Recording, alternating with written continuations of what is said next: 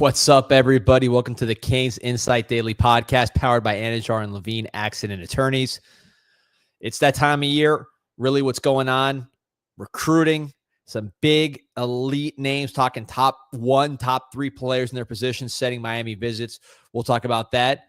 It's also basketball season, but more interesting stuff going on outside the lines. We will talk about Jay Lucas, who Peter Reese first reported will be the head coach of your Miami Hurricanes. Before it went national, you heard it here first on Canes Insight and the Canes Insight podcast. So like and subscribe if you're listening for the first time or haven't done it yet. That's the kind of info that we get you. We'll also talk about Canes baseball a little bit at the end there. Should be doing a full Canes baseball podcast, recapping the weekend sweep. But we're going to talk a lot of recruiting and a lot of Jay Lucas. First, talk about some folks that stay on top. We're on top of the breaking news game. They're on top of their game, and that is Anajar and Levine Accident Attorneys. If you or someone you care about has been injured in an accident, you could be entitled to significant compensation. Dial 1-800-747-FREE, 1-800-747-3733. Take back control of your life with Anajar and Levine. Pete, hop in here. The Good news breaker himself. Sometimes, man, when I want to put the reporter hat on, I guess. Had to dust it off. Broke the Mark Richt back when you were in junior high. Now here breaking the. That wasn't quite junior high. I was like a senior in college. So feels like long ago. Maybe like a junior in college. And now breaking this Jay Lucas here thing just for fun. You're not even in this game anymore. This is just something. It's definitely a personal interest. Obviously, I'm a big supporter of the basketball program, but we'll get into it. I think. Do you want to get into it now? I think maybe start with the recruiting, but let's start with the recruiting. We know there's some guys that football only fans, so let's start with the recruiting. And hold on, Blue says this now. He says Pete, to everyone, Jay's name is pronounced as Jay, which I did when I did the podcast today. That's how I pronounce it. I had been saying Jai previously, but it is Jay. So we'll normalize that. But yes, good point. Yeah, I screwed it up too. Could have just gone with the Jay, but that's why this guy's a unique player or a unique coach. He's got a unique name, and we'll learn it. He's the coach. We might as well get used to it. So, anyways, some guys that we talked about recruiting.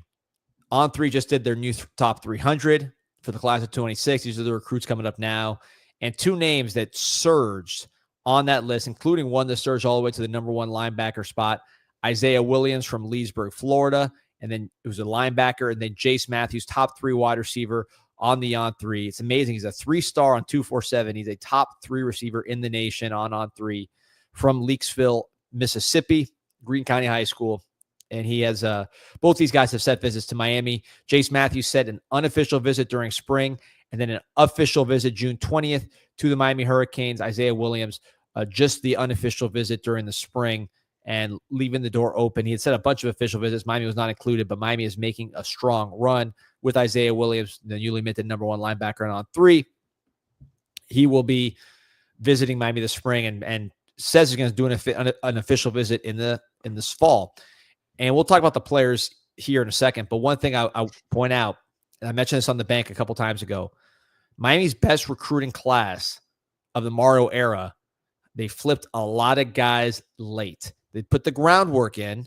They did all the work during the offseason. They had unofficial visits, etc., but they flipped them late. I think with Isaiah Williams, even if he doesn't take an official visit here in these coming months, you could flip him late, which you saw with Justin Scott, which you saw with Armando Blunt, which you saw with Mark Fletcher in that 2024 recruiting class.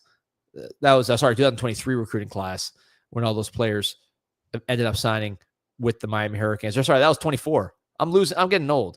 24 was Lyle, Justin Scott, and Armando Blunt all flipping. So 24 is the class where you really had the action late. And that was something they like to repeat with guys like Isaiah Williams. As you see here on film, this is a freak of nature, super fast, a track athlete. Has gone as low as 11:05 in the 100. He's a long jumper, 21:10, regional qualifier.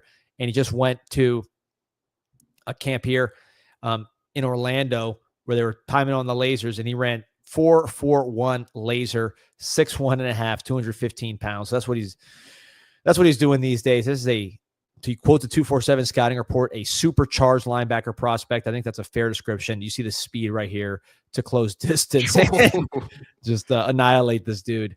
So I think, look, you'd love to have an official visit sooner than later, but you want to be in the game. And that's something Miami did very much in 24. And that nothing to do with Isaiah Williams. That was specifically mentioned to me as something Miami wants to do a better job of this year, is keeping relationships with a lot of players and being in a position to flip them late. They try to do that in 25 unsuccessfully in most cases. They'd love to be more like 24 class in terms of flipping premium players like Isaiah Williams, assuming he's not committed or he's committed somewhere by then. He could still be open. That guy's twitched up, man. Yeah, he did a laser 4.41 at 215 in high school. That's super rare. So every team in the country is trying to get this guy. He visited Miami unofficially in the fall for a couple games. So there's a relationship there with this guy. He's going to visit again unofficially here in the spring. So follow the business. You keep getting this guy on campus. He had a lot of interest in the fall, but when you lose D. Nicholson, I think it hurt our recruitment here. But Heatherman's been reaching out to Isaiah Williams numerous times. He sees what same thing you're seeing on the screen. This is a super fast, talented, elite type linebacker. So he's working to get back in there. And here's Jace Matthews, wide receiver. Speed is what jumps out to me here. Yeah, this is a newer name for me. Obviously, you see Mississippi. This is not an area where you traditionally get receivers, but man, yeah, the explosiveness, the fact that this guy was a 3-star on 247 after seeing the first clip, someone's got to explain that to me, because this guy is just, look at that suddenness on the release. This guy is just extremely explosive, extremely talented. Now, wide receiver is about more than that, but clearly he has some size to him as well. Look at that one-handed catch. So, I'm kind of watching this as you watch it. This is a new name for me. But the fact that he said he's going to unofficial during the spring and then official in June 20th, we'll see if both those things happen. But that's certainly a good sign. You have another, you talk about, Tristan Keys, right? Yeah. Number 1 receiver in the country who's also said a Miami official visit. Miami's not messing around. They're getting the best players on campus. Again, think back to 24 and think about how many elite players were on campus that year in the spring and in the summer. You didn't get all of them, but you got some of them later on in the process, ended up with a top 5 recruiting class. I see a lot of similarities here to what we saw in 2024 as far as getting these big time athletes on campus in the spring and summer for multiple visits. Yeah, that 3-star ranking is pretty insane. Yeah, I mean, this guy, you can tell he's a track runner. I mean, once he gets going, he is hard to stop. He has good size. Tristan Keys, much more of just a fluid athlete, big guy. This guy's your speedster, both of them from the state of Mississippi. Ole Miss, I am sure, is going to have a pretty good pitch for these guys, given that, they're in Mississippi and they've thrown the ball pretty good. Arabas, and why wouldn't they want to go play for Kiffin or Levy? Guys leave Mississippi all the time. I mean, Deuce Knight just went to Auburn, right? He's from Mississippi, and he was probably the most talented, maybe the most athletically gifted quarterback in the country, on top of being a scholar athlete. So, that if that guy doesn't stay in the state, anybody can leave. So we'll see. I mean, again, Miami got Nike Carr from a Georgia commitment, who's as country as it gets, at least from where he's from. So when you get guys like that from Georgia, anything's on the table. You can't win the battles if you're not in the battle. This kid's a beast. Yeah. Same reaction I had. I mean, I had seen, I had watched both of them before this, but just, kind of getting reminded of it, because we watch a lot of tape now with the group chat sports stuff that we're watching guys across the country, and this kid's big time. Yeah. Another mention, Blue said Markel Bell from Mississippi. That's right. You also had, Pruitt and McConaughey from Alabama. So there's a lot of guys that you're able to get from these other places. Dalen Upshaw from Alabama, another one. But yeah, this guy's got some speed. So big time players on campus. And I think if you're a Miami fan, you're asking, how's recruiting going? This is a different type of recruiting these days with NIL, with rev share, with these summer visits. It's just a whole different calendar, a whole different vibe. But I'd say follow the visits. When Jackson Cantwell is visiting in the spring, when Tristan Keys has official visits set, Jace Matthews visiting in spring and setting an official visit, Isaiah Williams visiting in spring. And these are just names that are coming to the top of the head. You are going to get very, very good players if you bring that many guys on campus. We saw it back in 23, the summer of 23 leading to the class of 24. That was a top 5 class. Similar situation here. Yep, as Steven Posada says, long way to go, guys. So long recruiting cycle, and a lot of things can change. But we keep saying it now at this time of year. You gotta be mentioned with these guys consistently. The more you're in the mix for, you're not going to hit all of them, of course, but you can go bat, 30% or 300 like baseball. And when you're in the mix with all these guys, you're still going to have a top, 10 sort of class. Yeah. I mean, if you're not in the game, it's not going to happen. Right. So I think that's really the key thing is you got to be in the game for these kind of things to happen. So that's really my word on it. I think last year you did have good players coming on campus, but you didn't have, I would say a volume where you had half the top 100 on campus like you did in 24. And that to me is what you're seeing here. By the way, shout out to Steven with the Scouting Savant podcast. Anthony Manzano asked, are there any pure right tackles for 2026? I guess that they're recruiting. I think Jackson Cantwell to me is a right tackle. We'll see. He's got so much development to go, but that would be where I would kind of see him. Let's see, a pure right tackle. You hope everybody has the ability to play left, and then the ones that can't, right, you move them to the right. Yeah. Malinoa, I wouldn't say is a pure right tackle, but he ended up playing right tackle here. He probably fancied himself a left tackle when he came out. So I don't know. I mean, I think there's a lot of guys that. Here's what I'll say: there are a lot of offensive linemen this year. Some really, really good ones. To me, my favorite one is the kid from Ohio. From Ohio. What's his name? He got a crystal ball. Ben Congdon. I thought you meant nationally. Sorry. Yeah, the heavyweight wrestler that won. I believe he won state championship in Ohio as a wrestler. 6'7", which is hard to do. Lean, athletic guy. Who Penn State's after him hard. I'm a little worried about that because, of course, that's closer to where he's at. Just more, culturally, probably more similar. But he's been crystal ball to Miami. Miami identified him first, I think, as being elite player. He's a great one. And I say he could fit the right tackle mode. Maybe he fits the left tackle mode. It's really hard to say. But this is an extremely, extremely good offensive tackle class in Florida and everywhere else. Blue says on 3 bump James Johnson to the number 1 defensive lineman. How do we look for him?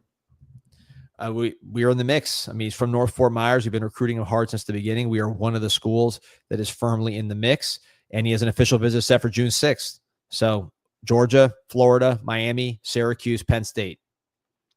They all have their benefits. Closest to home, that's going to be Miami. Florida, they have some momentum right now with Lagway, but the coach is about to get fired a second ago. So who knows how everything looks there. Georgia's always going to be a threat for anybody. Syracuse, they're going to be a pesky recruiting team. I worry about that with Calvin Russell. But you don't know how their season's going to go and just their overall trajectory. They've never been a good recruiting school. Syracuse is too cold. And, Penn State, which is a very, very good school as far as evaluating and signing elite players on the defensive end, but never been a huge recruiting threat to Miami. I think the last battle they won was Zane Durant out of Orlando. That was with Manny. Who ended up being a good player for him. But I would say the teams on that list that scare me are Georgia and Florida. And you just got to battle. We're in the game. TGF Juice says, I know this question has probably come across multiple times, but is Will Harris officially official?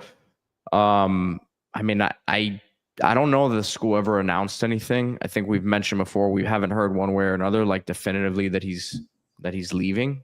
He's been working there, yeah. Which I mean, that makes it as official as it's gonna be. Yeah. He's been in the building. I mean, I think the question is if he's gonna stay or not. And again, there's so much movement now with the NFL stuff at this time of year. These position coaches are trying to get to the next level. They don't want to deal with this NIL and recruiting stuff if they get these opportunities. So if that opportunity arises, not only for him, but for really anyone on staff, like that's a position coach, it would not surprise me whatsoever. In terms of Harris in specific, it's not. I don't think it's something that either of us have been told. Like I said, in terms of D Money and I, but I also am not saying he's staying for sure. If that makes sense. Yeah. So Blue said the same thing. The Saints, and he said the Saints hired the DB coach from Texas today. Exactly. So that's a good thing, by the way. That's good, but from what I understand, his role is passing game coordinator. So I don't know if that means that they still need like a corners coach or something. But yeah, I mean, look, NFL is always going to be the first option for most assistant coaches with NIL, with year-round recruiting, with the schedule the way it is, the portal. So anybody can always go to, the NFL team, and just got to kind of accept that. He's here. There's no reason to think he's not going to be here, but you don't know until it's done. SP1 saying, great job, D-Money. You had Dono on fire. Yeah, shout out to Alex Dono. Was on his podcast this morning. This is a busy podcast day, man. We did Dono in the morning, interviewed Griffin Hughes for Storm Sessions, which you could check out. That should come out in a couple of days. ACC Pitcher of the Week last week. Incredible talent. Guys, I think it's going to be a Major League Baseball pitcher. Big pickup in the portal for JD Arteaga, someone who you'll see on Saturday against the Florida Gators. We did the group chat, right? We did group chat sports, group chat football, where me and Pete talk about kind of transactions and player movement, staff movement nationally. Really giving us a big picture as far as just recruiting, team construction, portal, just kind of how these other top teams and look, and even the teams that are not top teams. We talk G5, we talk kind of lower money, Power 4, things like that. So we talk about everything and learn a lot. It's kind of really helps seeing where Miami is. So this is podcast number 4. So hopefully I don't run out of juice. Only number 3 for me. Only number 3 for me. I need to carry us. They were talking about you on the Levitar show today. Yeah, man. Shout out to Mike, of course. It was shout out to Greg Cody. Yeah, Greg Cody. That was funny too. But yeah, I think, listen, as Kyle, man, Kyle's been going hard against this Jay Lucas news. I don't agree with him on it. I know he'll call me a homer. Maybe I am a little bit of a homer, but he says I wanted to cry myself to sleep every night since the Lucas news. Can sell all my Miami B-ball gear now. I really think it's been the news has been pretty polarizing. I think there's some people who are on Kyle's side here and really are saying, look, why not go after a guy who's had experience and done it already? But I think the upside here is just crazy with Lucas potentially, and that's what they're betting on is the talent acquisition side of things. And obviously there's more to it. He needs to surround himself with a strong staff, but I think they're going to be able to put a pretty nice roster together right off the bat, which you look at, and someone on Kane's Inside made a post. Let me find the poster's name, but someone really said it. Like, obviously Larenega's recruiting in terms of high school recruiting has been up and down. I mean, he's brought in some pretty good players. The problem is a lot of these guys weren't, when I say good players, I mean highly rated prospects, but a lot of them weren't really developed. I mean, Wong would be the number one candidate that you could point to, but he made it work every other year with a different group, right? So I think with Lucas, the idea is he could potentially build something really strong recruiting wise that you aren't necessarily having to put the pieces together so much every year through the portal. Yeah, it's there's a few things. High school recruiting theoretically is going to be a lot better with Jay Lucas, but look, I mean, Larenega got a top 10 class pretty recently. So yeah, and not to interject on your thing here, but the other thing that I don't understand is people who are saying, well, this shows me Miami doesn't care about basketball. They don't have the resources to compete. Larenega had top 10 classes these last couple of years in terms of the guys that he signed out of high school. So you don't do that without a real NIL backing. You don't. So that's where I push back on that one. And Jay Lucas had options or would have options, so I don't buy that. Whether it's the right decision or not, we don't know, right? He's got a coach. So he's a first-time head coach. So in the ACC, we will see how it goes. I can't tell you I know it's going to work. I can tell you I don't know he's not going to be. People are saying it's a recruiting versus development or coaching. I mean, how do we know this guy's not a good developer or coach? He has a pedigree like you wouldn't believe. His dad was an NBA head coach. He's both as a player and as a staff member, he's been with the best programs in the sport. He's a former point guard who wasn't good enough to keep playing and shifted his energy to coaching. That is the background of most great coaches you see, right? Whether you go from, the Hurleys or Coach Spoelstra or whoever, man. I mean, that is the background of most successful coaches. John Shire, he was a combo guard, I guess, but somebody who didn't go on to a long NBA career, came back as a coach. These are tough, because your point guard is typically your tough-minded, basketball-oriented guy who does things right, and he's not 7 foot and able to just do what he wants. So a lot of his background suggests that he could be a good coach, but that's a guess. You don't know what he's going to be. That's why it's a risky hire. It's a high-risk, high-reward hire, because you just don't know what he's going to do as a coach. You assume he's going to borrow from things he's seen in the past. Sometimes that works, sometimes it doesn't. We'll see on that.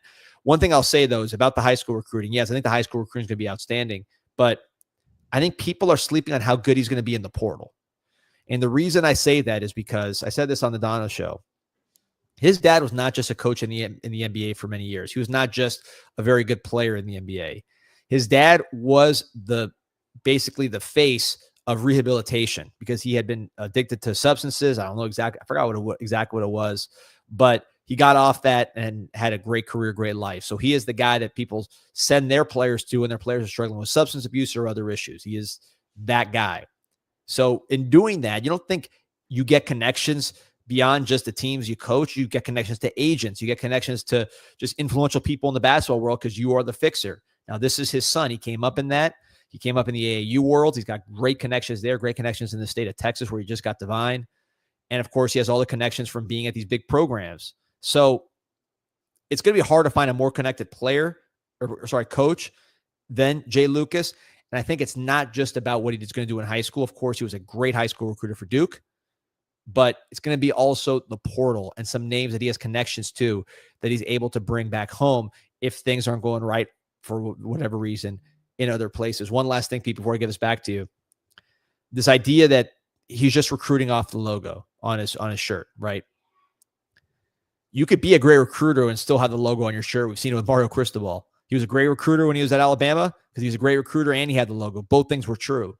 But beyond that, you don't think that other schools with good logos were recruiting Cooper Flagg? Like, you think Duke beat out Maine for Cooper Flagg? To win those recruiting battles is extremely hard when you're going after the best players in the country. It doesn't matter what school you go to. That gets you in the game. But they're not just going to your school because it's Duke. There's other big-time programs after these kids. So you still have to be able to recruit, even with that logo, when we talk about those big names. And you don't think when Calipari took him from Texas, when he was at Texas for 7 years, Calipari was tired of going head-to-head with him for recruits? You don't think that Coach K and Shire, when they brought him in, when Coach K had that last year, that they were not tired of losing out, on recruiting battles to him? So that's the part of it where I kind of push back on. And to me, the other thing that I really find as a positive, if you're a Miami fan, is if you go read Duke fans' comments, you go read the boards, social media, obviously they aren't happy with the timing of the news, but because they want to finish out the season strong here and they don't want it to be a distraction, but they're upset because this is a guy who they say is very important to the defensive operation, the day-to-day stuff that goes on in there. And they're already worried about certain guys from a recruiting aspect that they know he was a huge part of, that they feel like could potentially follow him. So the Duke fans, some of their perception was, we thought he was going to wait for the Texas job in a year or two when Rodney Terry, they feel like, wasn't going to be there. So some of them were kind of looking down on the fact that he's taking the Miami job. Like, wow, he could have done better. So that's interesting because the Duke fans are very harsh critics, of course, of their own sport that they love, which is basketball. And he's a guy who, again, was the first assistant coach there in 30 years who hadn't played at Duke. So a lot of really interesting things about the resume. Again, just looking at the story and just a couple more things that I've heard. Richard Pitino was really the other name who was heavily in the mix here. Someone who, of course, has been at FIU. It did not work out for him at Minnesota, and having a really good year this season at New Mexico. So I think he was someone who was in the mix, but from what I understand, this decision from Miami in terms of having him as a leader in this had been made for some time, a few weeks now at least, and this was something that was pretty well known in the coaching community over the last week or so. So obviously the news came out Saturday and we reported it. So that's what it is. There's a lot of people who were shocked by it and things of that nature, but we were all over it. So that was exciting. Yeah, and a lot of people talking about it. No one's actually saying it's not, true, because of course it is true. So not much to say other than just kind of a lot of fluff and nonsense. So shout out to you, Pete, for that scoop. Question from Anthony, and I know you have some thoughts on this. Let me see if I can find the comment. But basically what he's asking is, with him being a first-year head coach, do you think he's going to surround himself with some veteran assistants? Pete, I know you have some thoughts on the staff. I'll just real quick. The fact that he has all those connections that I just talked about, that's going to help him with the portal as well as high school recruiting. I think that's also going to help him putting a staff together, just knowing so many people, and his dad knowing so many people, and being the family business. I think his Rolodex is going to be pretty good when it comes to coaches. Yeah, for sure. And I already know there's people at the NBA level from an assistant standpoint, assistants at other places who, when the news came out, immediately were interested in the possibility of being around. Because if you're a coach who is trying to work yourself up and you want to be a part of something that there's going to be talent there, and like right away, the initial response was best recruiter in the country. This guy can really recruit. And like, if you're a coach who believes that you can bring something to the table from a schematic standpoint, you're thinking this is a no-brainer, because you kind of attach yourself to a situation where you expect there to be big-time talent there, and you can elevate with Coach Lucas that has established himself as this top recruiter. And again, I don't mean to continue to harp on that to downplay the coaching aspect of it, but that is what got him in this position. Let's not say something that isn't the case, and that's a positive, right? In today's day and age, like we're not saying that in a bad way, but I think there's already some early interest elsewhere, from the outside. So we'll see how the staff comes together here. Yeah, Steve Asada says I have thoughts on a local level who he would get. Yeah, I mean, I've posted it already on the board. I think it's I don't think it's a surprise to say that, as we talk about in football, right? When there are high level local coaches doing things, winning, state championships, bringing in and developing talent every year, what do? They get an opportunity at the collegiate level. And what Andrew Moran has been doing at Columbus for the last, 4+ years, as they're on the verge of, another state title here, it I think deserves an opportunity without a doubt at the next level. And he's here in Miami. There are ties there. I'm not even going to speculate on the Boozer situation. They're signed with Duke, and until otherwise, they're going there. So I'm not entertaining that necessarily yet.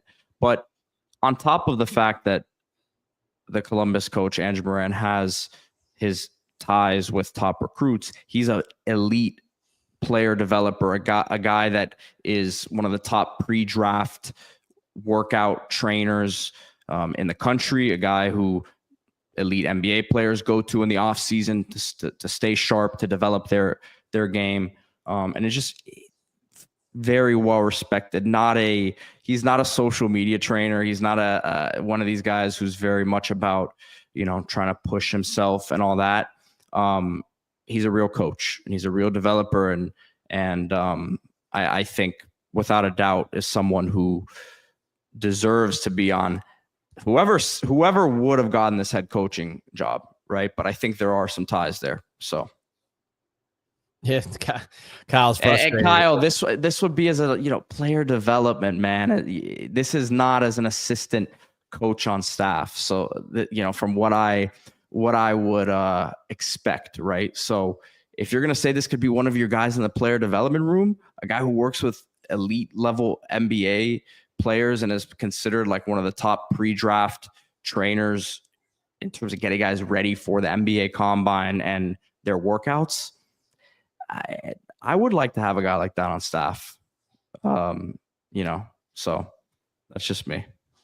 Yeah, and look, you kind of merge that with which already sees great NBA players work out in the offseason. You kind of become just an NBA factory as far as like if you're bringing recruits to a visit on unofficial or something like that, and you see all these guys working out, what does that make you look like? Because I think that would kind of merge those two. Even if he's not doing the private work anymore, I think just because of his connections, you continue to make that spot.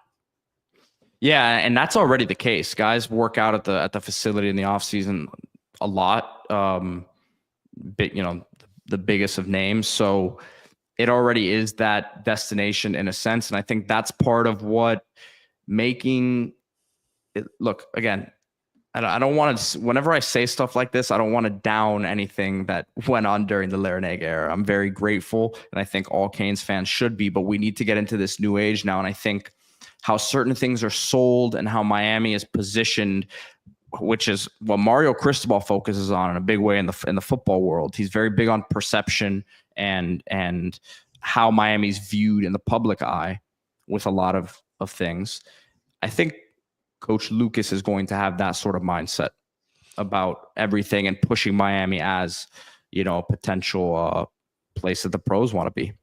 And just energy. I mean, you look at Larranaga, who was, again, there was a discussion about whether they named the court after him, and some people were against it. I'm for it. I know what it was like at the Miami Arena, and just the lack of anything around this program. So, to me, you couldn't speak highly enough of Larranaga. But I mean, obviously, he ran out of gas here in his last year. He'll tell you himself with all the extra stuff with the job, the portal, NIL, recruiting your own players. I think probably more than anything, similar to Paul DeMare.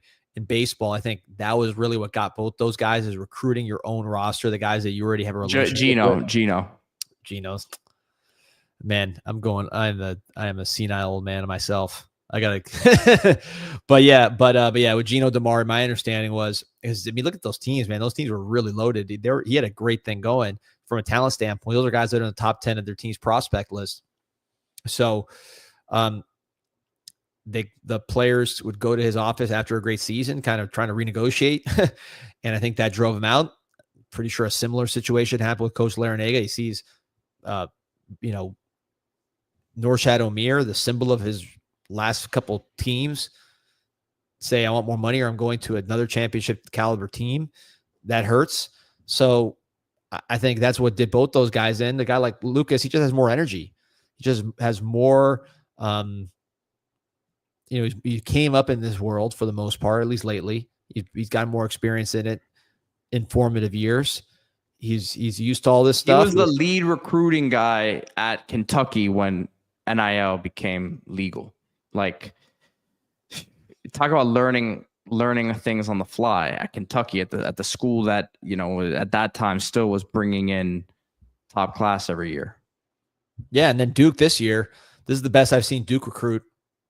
I mean, since the Justice Winslow, Jaleel Okafor class, maybe. When Cook was that was a little bit before that, maybe. Yeah. So I mean, that class was pretty good. But like, you look at this team and what they have on the floor.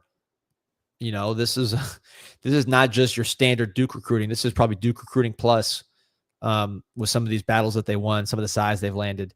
So, yeah, this is an exciting move to me. I just think when you talk about hiring coaches, oftentimes what you'll see is you will hire the opposite of what just didn't work out for you. Now, of course, Larranaga worked out beyond anything for the Canes, but That was heavily scrutinized when it happened. People were like all saying he was coming down here for retirement.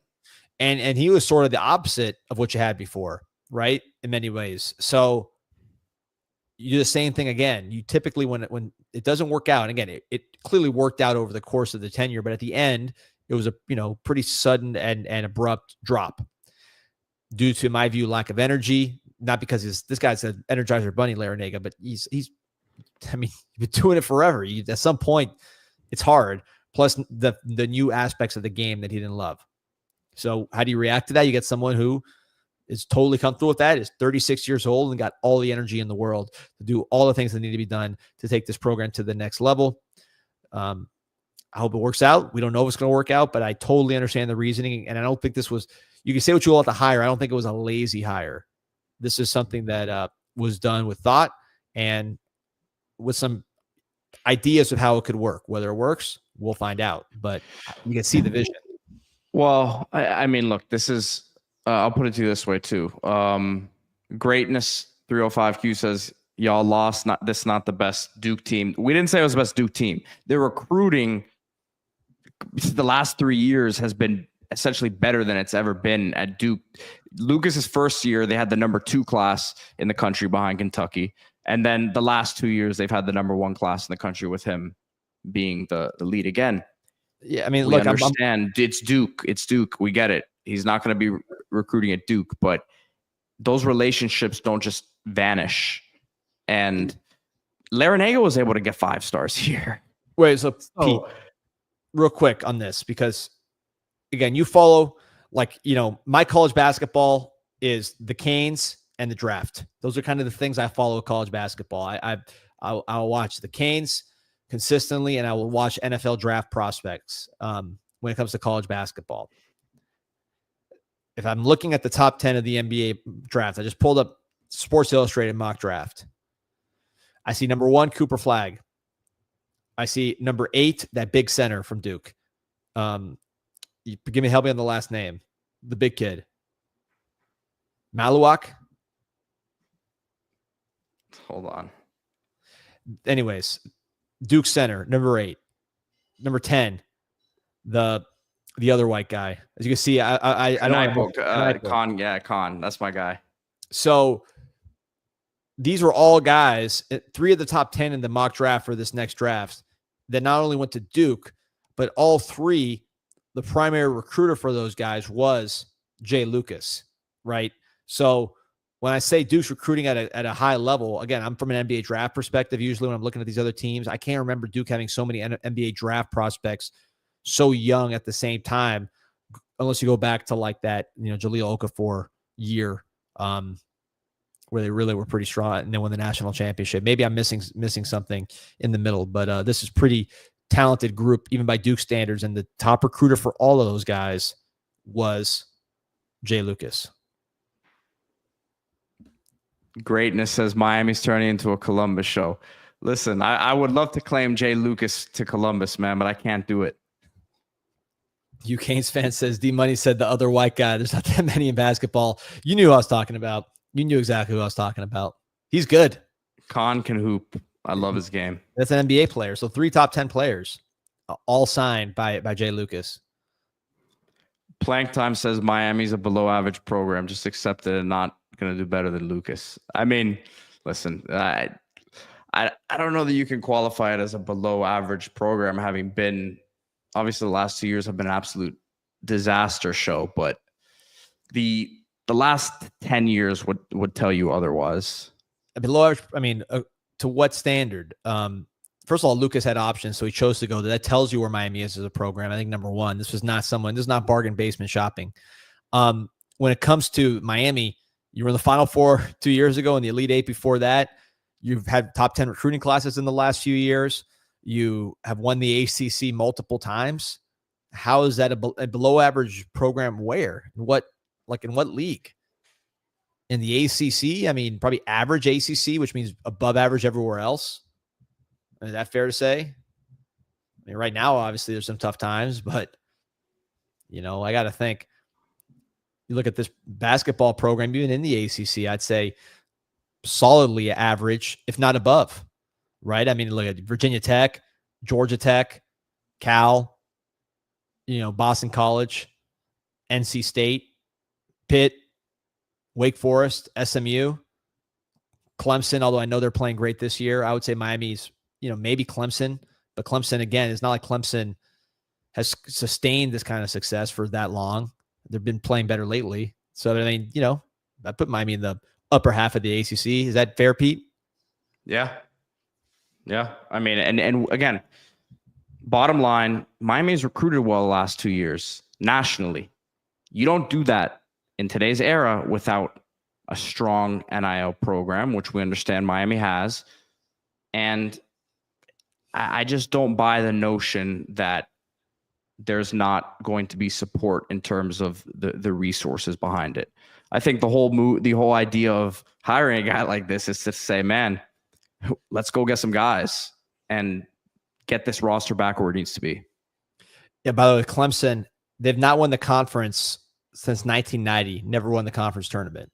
So, and they're at the top of their game now. I recognize that, but I'm saying, Miami's right up there with all those teams. Certainly clears most of those teams I mentioned, right? I mean, I don't know. I mean, I guess Wake historically has been pretty good. They're good this year, much better than us. But Wake's, I mean, listen, Wake's been pretty good the last couple of years, but Wake as a job. I don't know how desirable it is in today's era. Like it's a small school without a ton of NIL support. On the football side, we talked to our boy Cam Lemons earlier this year, and he was very open that there is not a big NIL budget whatsoever there. Maybe it's a little bit different in basketball, but like I don't see that being a more attractive job than Miami, other than there's a lot of basketball talent in that region, but you also have a lot of competition, and South Florida's in a great spot in terms of talent coming out of here right now. So the best it's been, really. Dude, Johnny Lagoon said exactly what I just said. He says, my Duke plug absolutely hates that he left, especially to Miami, which they view as lower.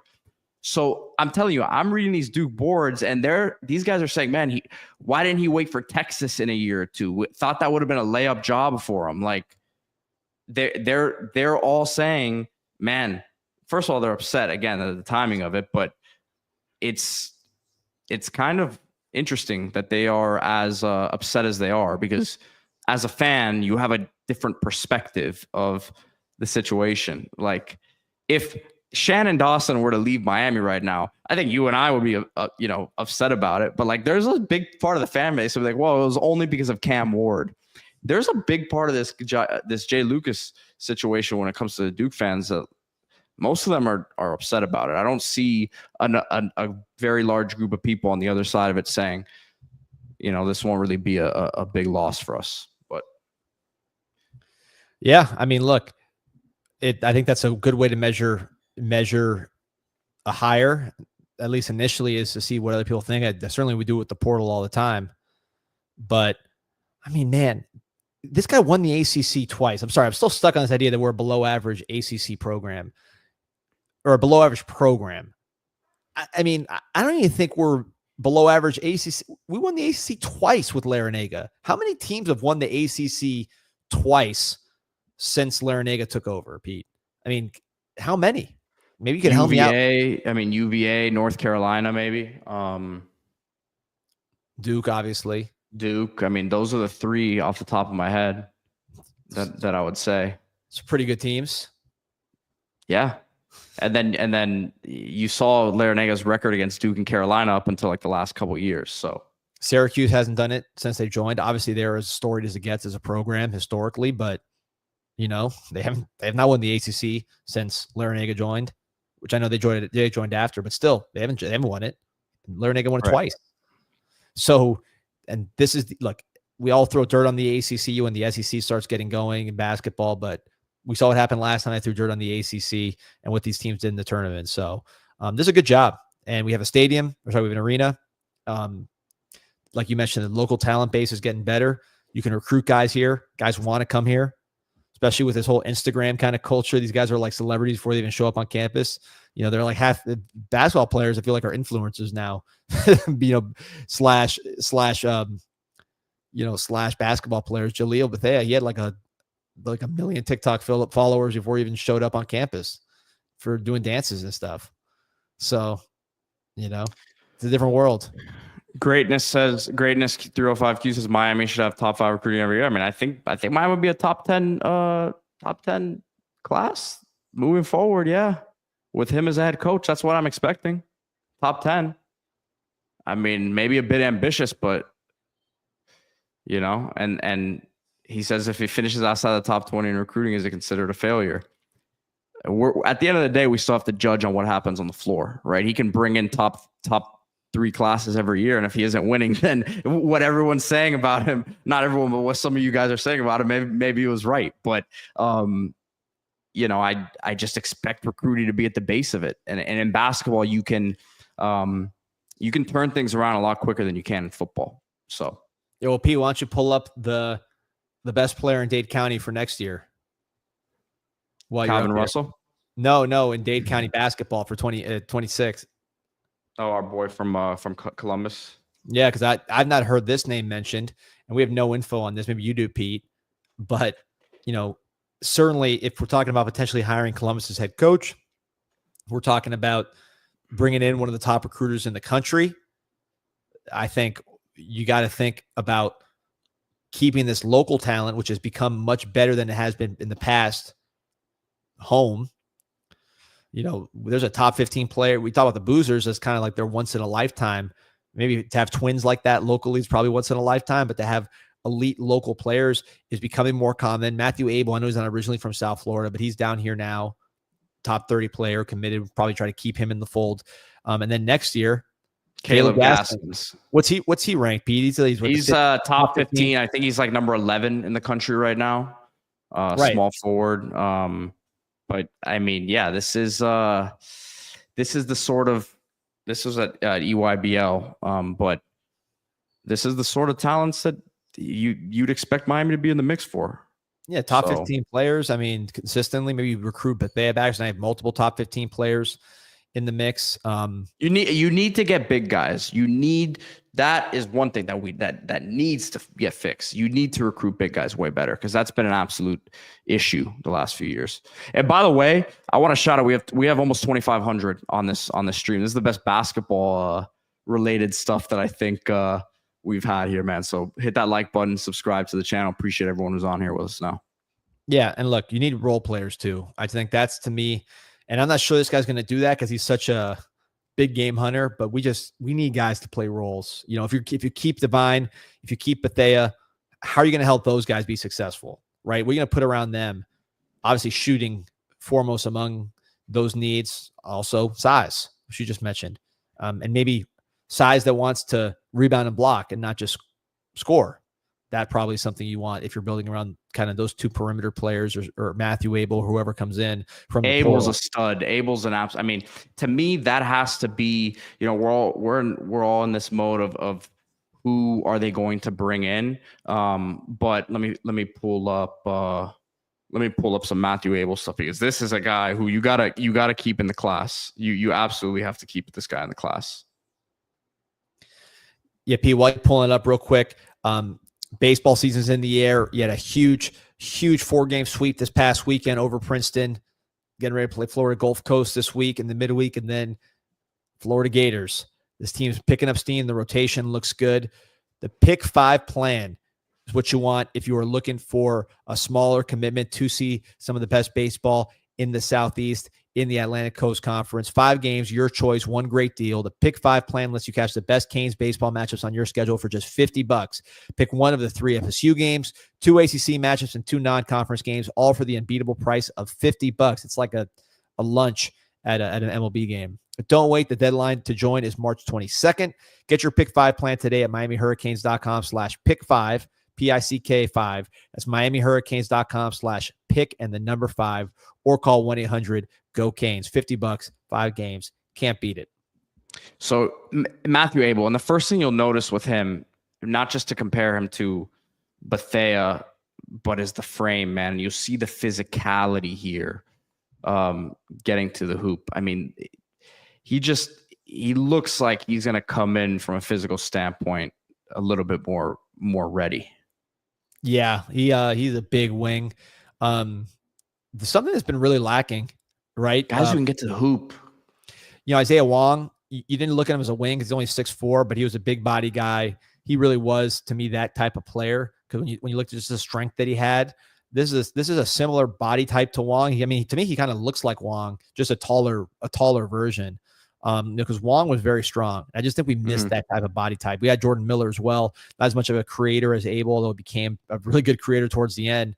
But again, guys who could play through contact. Look, you see, he gets a little bit of pressure, but is not deterred by it, and takes a couple more dribbles and gets an easy mid-range pull-up jumper. But he's not, a little bit of pressure on the perimeter is not going to, he just pulls that one from deep there. But this team doesn't have enough guys right now who can play through initial contact. Boom, there it is, beautiful. I mean, need more guys like that who can rise off of contact or just get to the hoop, man, and finish through some of that contact. And he has the frame that projects to be able to do that.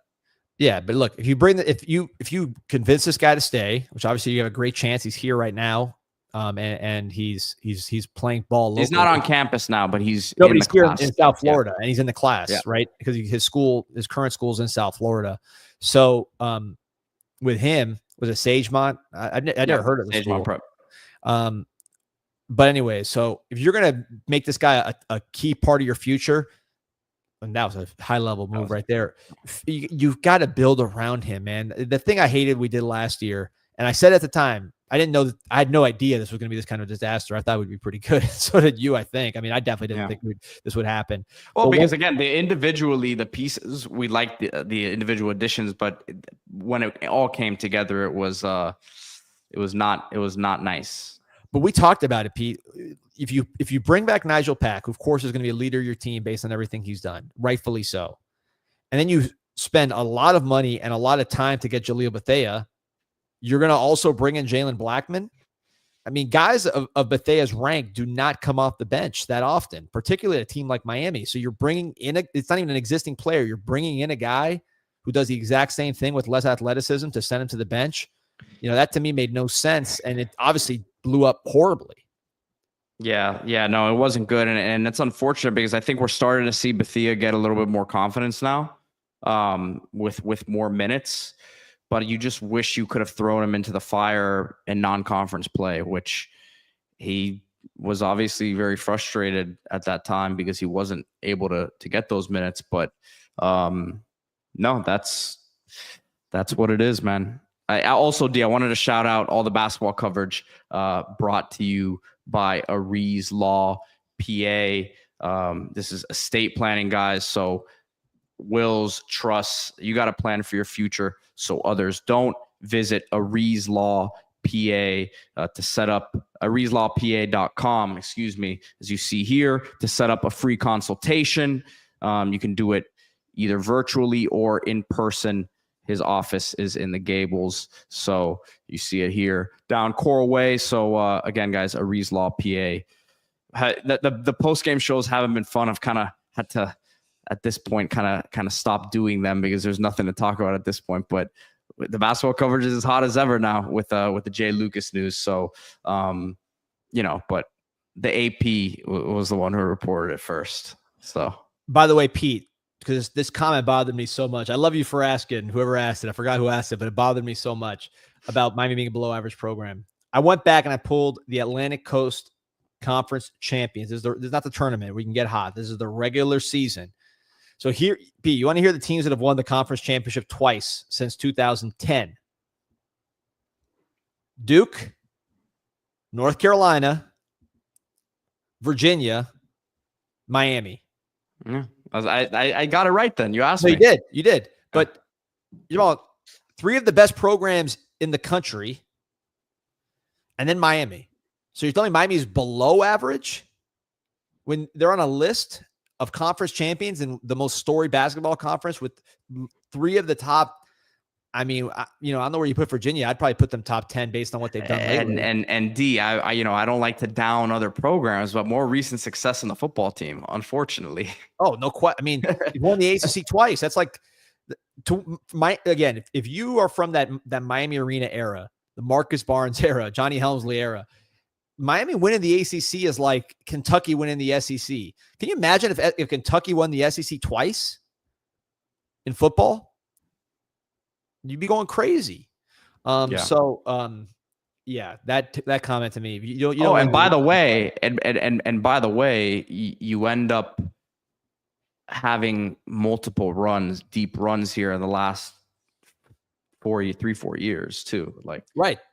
The tournament, right. It's just the way the last 2 years have gone, have really put a sour taste in a lot of people's mouth. And I think, I think we look back on it 5-10 years from now, it'll be looked at more fondly as a whole.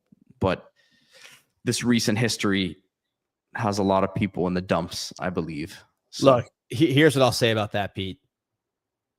UConn, I think we all agree, is the number one program in the country right now, even without having the best season this particular year. Would we agree on that fact? Mm-hmm. Right? Yep. They missed the tournament 5 out of 6 years. And then were first round bounced 2 years and then went it back to back.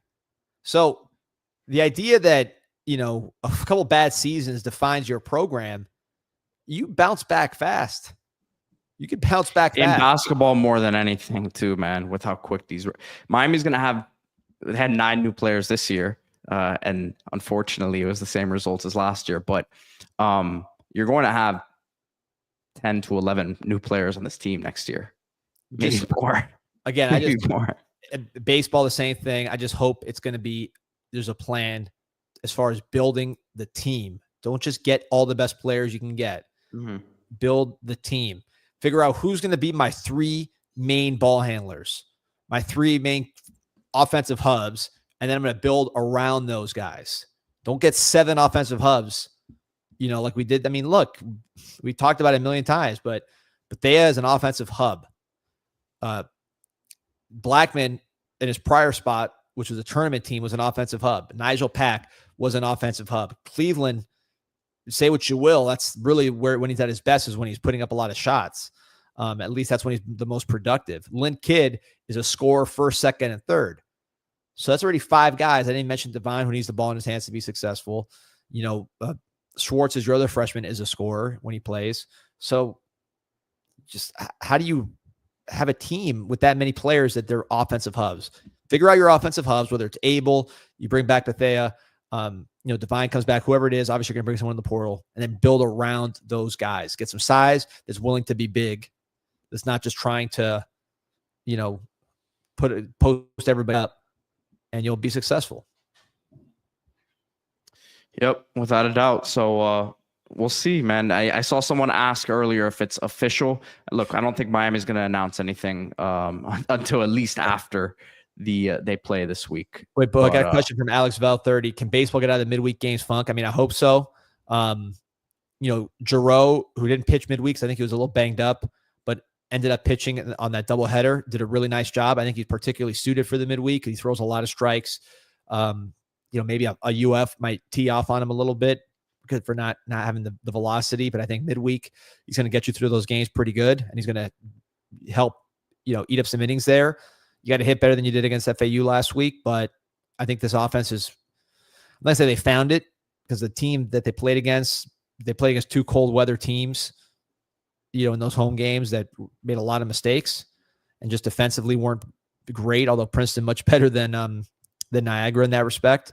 But if you can hit a little bit, I think you're going to have a chance, because the pitching is much, much better in the midweek games than it's been in the past. Yep, without a doubt. You got anything else, Steve? We got almost 2,700 on here. So yeah, like and subscribe, man. You broke that story, man. Now this thing's going crazy. Yeah, I don't know, man. I don't know if it has anything to do with that. Maybe it's the recruiting thing. I don't know. Maybe it's the time of day. We are doing it a little later than normal. Yeah, maybe we should start doing this. You guys let us know. You like this time of day for the show? Let us know in the comments, because a lot of people on, man. 2,700. Yeah, a little different, man. Some different names that aren't in the everyday chat, man. So that's cool to see. Your impact right there.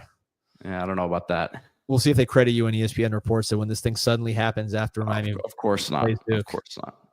Everyone running with it with a different story, but only the real know, which is what this, everybody in the chat, everybody listening, everybody liking and subscribing, they know where they heard it first. Is where they usually hear things first. CanesInsight.com, 7 million posts and counting, free, plus the daily show. Again, like and subscribe if you haven't already. We appreciate all you guys in the comments. Michael Rawls says, I love this time to speak sports. Maybe it could work, man. Let's see. I usually have basketball practice for my son, so maybe that'll be a little trickier, but we can make it happen sometimes. Yeah, we'll mix it up, man. Yeah, let's mix it up. Our Godfather, appreciate you. Everybody joining for the new time of day. Thanks, and we'll see what happens with this hire. I mean, we know what's going to happen as far as who's going to hire. Let's see how it works out. We'll see the timing of it. I'm thinking probably sometime after this game. Maybe I pulls the upset. I've heard people say that because John Shire had a press conference addressing the Ariz report. Saying the timing's bad for Miami because Miami is going to be distracted. I think Miami's got bigger problems. Coach Courtney said that. And no, Shire said it too. I think Miami's got enough problems with 3 top 10 picks in the front court for the teams they're about to play. But if anyone's going to get affected, it'd be Duke, right? They're the ones that are trying to stay focused. Miami's kind of already just showing up and playing. Listen, man, I hate this thing being labeled as a leak, man. Has a very negative, very derogatory tone to it. It's the news, man. That's what it is. I mean, leak. I heard it was rumors when I was on the some other websites. They're saying there were rumors, and now they're leaks. Now they're saying it. The search is focused on him. I mean, do people leak rumors? I thought leak is something that's real that leaks out. I didn't realize you could leak rumors. So interesting choice of words there from the coach. Yeah. Well, listen. Good luck to Coach Shire the rest of the year. I hope they have a wonderful year. But need Coach Lucas coming home soon, man. And let's get the win right here. All right. No reason. You already got the coach. Let's get the win. All right. Canes fans, appreciate you tuning in today. Hit that like, subscribe to the channel. We'll see you guys tomorrow. Go Canes.